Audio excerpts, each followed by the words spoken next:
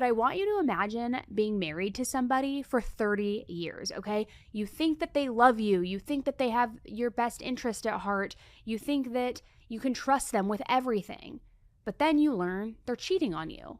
And not only that, even worse, you learn that they're actively trying to murder you. So this case involves all things that make a true crime case really stand out. I mean, tons and tons of wealth, millions of dollars, an affair, a professional hitman. I mean, you name it, this case has got it.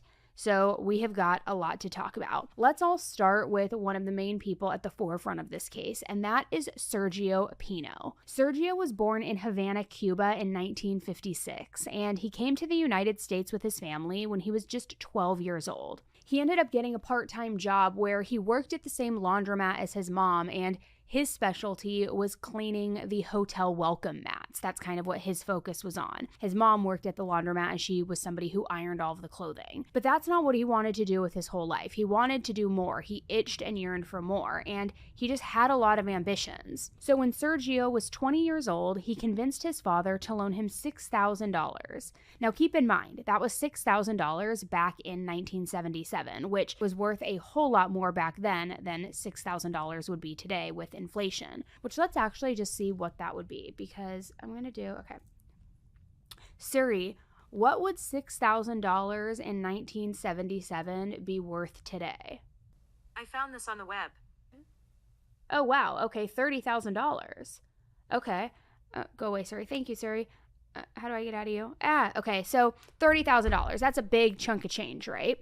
So that would be a lot for any family in context, but especially for immigrants who are working in a laundromat and just trying to make ends meet. It's a huge amount of money, but still, Sergio believed that he had what it took to make it big. And I really do think this also illustrates just how much his dad believed in him, because his dad agreed to it. He just handed him over the cash. So anyway, Sergio ended up using that money to open a small plumbing supply business, which he called Century Plumbing. And in no time at all, it became massively successful. Sergio was right. He did know how to make it big. And his father had been completely right to invest in his son. The risk paid off. Eventually, Sergio decided that he was ready to try his luck again. He wanted to show it wasn't just a fluke that he had become so successful so quickly. He knew what he was doing. He was smart. He knew that he could be successful again. So he decided to let his brother Carlos take over his plumbing business. And then Sergio decided he was going to move into the world of real estate development. Now, I don't want to make it sound like Sergio was just all about making money and that nothing else mattered and that was all he was laser focused on. It wasn't just that.